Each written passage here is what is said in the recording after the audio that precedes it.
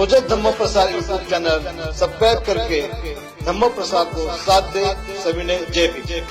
उन्होंने अपना वैशाली में बिताया, उस जगह पे नहीं बन के यहाँ क्यों बना, ये जानना चाहेंगे आप लोग। संसार का सबसे ऊंचा स्थल और केसरिया में क्यों बनने के पीछे कारण है कि ये जगह जो है गौतम बुद्ध के 3 घटनाक्रम से जुड़ा हुआ जगह, बाकी सब एक घटनाक्रम।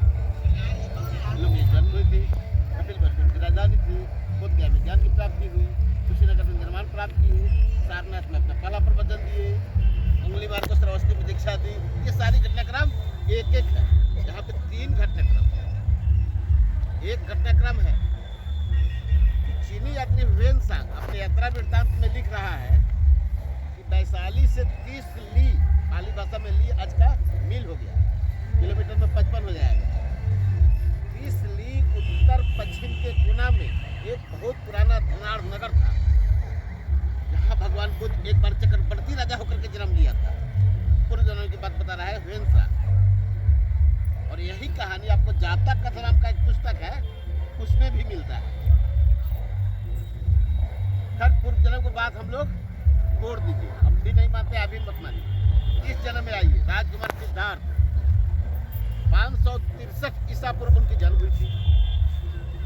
531 ईसा पूर्व उन्होंने गृह त्याग किया, 29 वर्ष की उम्र में गृह त्याग किए। तो उनके साथ उनका सारथी और घोड़ा चन्ना और कंतक यहाँ तक आए। अभी यहाँ से 3 किलोमीटर दक्षिण में एक नदी है जिसका नाम है नारायणी गंडक। जिस समय सिद्धार्थ आए थे उस समय उस नदी का नाम था अनोमा, जिसको उन्होंने घोड़ा से पार किया। इस जगह पे एक जोगी से मुलाकात हुई जिसका नाम था अलार कलाम, जो उनका प्रथम गुरु हुए। अलार कलाम के कहने अनुसार उन्होंने बाल का मुंडन कराना था और राशिवस्त्र का त्याग करना था। नाई उपलब्ध नहीं होने के कारण तलवार से बाल का मुंडन किए।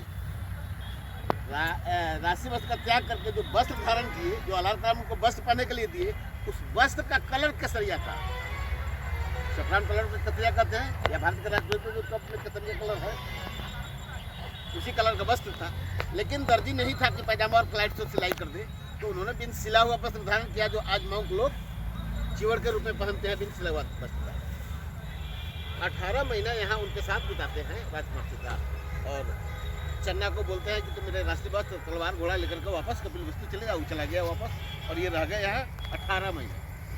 18 महीने के बाद कुछ ऐसा सवाल करने लगे जिसका जवाब अलार कलाम के पास नहीं था। अलार कलाम बोले कि मेरे पास जो भी ज्ञान था साधारण बालक 2 साल में ग्रहण करता, जो आप ग्रहण कर लिया। अब मेरे पास आपको समझाने के लिए इससे अधिक नहीं है, इससे अधिक जानकारी चाहिए तो आप आगे बढ़ सकते हैं। यहाँ से आगे बढ़ते हैं, वैशाली पहुँचते हैं, वहाँ रामापुत्रा द्वितीय गुरु से मुलाकात होती है, कुछ समय वहाँ बिताते हैं। वहाँ से आगे बढ़ते हैं, राजगीर पहुँचते हैं, यहाँ बिंबिसार उनको गिफ्ट पद कर दिया तपस्या करने के लिए।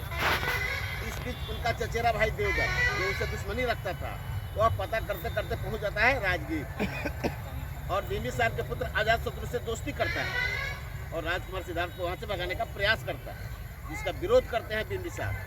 और देवदत्त के बहकाव में आकर के अजातशत्रु अपने पिता को जेल में डाल देता है, स्वयं राजा हो जाता है। और राजकुमार सिद्धार्थ राजगीर छोड़ के आगे बढ़ते हैं, बोध गया पहुँचते हैं, जहाँ उन्हें ज्ञान की प्राप्ति होती है। ये गृह त्याग से ज्ञान प्राप्ति में 6 साल का समय लगता है उनको। इस बीच रास्ते में 5 उनका सहपाठी, जो संयोग से ब्राह्मण होते थे, बोध गया में ये जब हस्त धर्म किए थे, अन्न जल का त्याग करके अपना तपस्यारत हुए। ये 5 इर्द गिर्द में था। वहाँ एक लड़की थी सुजाता नाम की, वह वन देवता का मन्नत मानी हुई थी कि मेरा ये फलाना मन्नत पूर्ण होगा तो मैं वन देवता को खीर खिलाऊंगी। उसका मन्नत पूर्ण हुआ था, वह खीर बना करके वन देवता को खिलाने ले जा रही है। उसी समय भगवान को आभास होता है कि कोई नाचने गाने वाला लोग क्रश कर रहा है, जो बता रहा है कि बिना के तार को इतना ना टाइट कर दो कि टूट जाए और इतना ना लूज कर दो कि आवाज़ ही नहीं निकले।